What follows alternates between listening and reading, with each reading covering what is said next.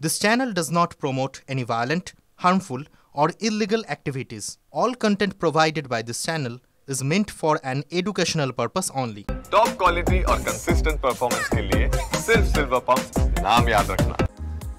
নারী দিবসে মাতৃভূমি স্পেশালে বিশেষ আয়োজন পূর্ব রেলের। মহিলা যাত্রীদের জন্য মহিলা নিরাপত্তারক্ষী বাহিনী এমনকি মহিলা লোকো পাইলট ট্রেন চালিয়ে এলেন শিয়ালদায়। স্বাগত জানাতে স্টেশনে ছিলেন রেলের ডিআরএম সহ পূর্ব রেলের সিপিআরও। ফুল দিয়ে স্বাগত জানানো হয় যাত্রীদের।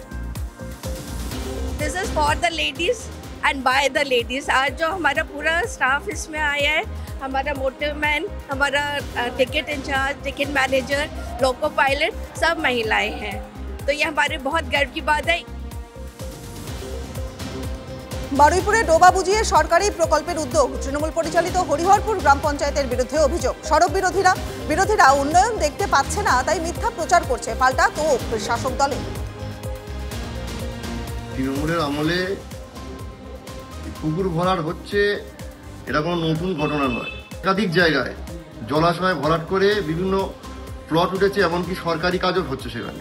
যারা বলেছে তারা সম্পূর্ণ ভুল কথা বলছে।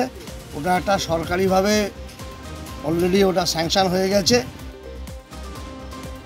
গাড়ি ও বাইকের মুখোমুখি ধাক্কায় মৃত এক, আহত আরো দুই। বাঁকুড়ার কতুলপুর কামারপুকুরের রাস্তায় দুর্ঘটনা। জয়রামবাটির দিক থেকে কামারপুকুরের দিকে যাচ্ছিল গাড়িটা। উল্টো দিক থেকে আসা একটা বাইকে সজোরে ধাক্কা মারে গাড়িটিকে। বাইকে থাকা চালক সহ দুজন ছিটকে পড়েন। হাসপাতালে নিয়ে গেলে একজনের মৃত্যু হয়, গুরুতর আহত গাড়ির চালক।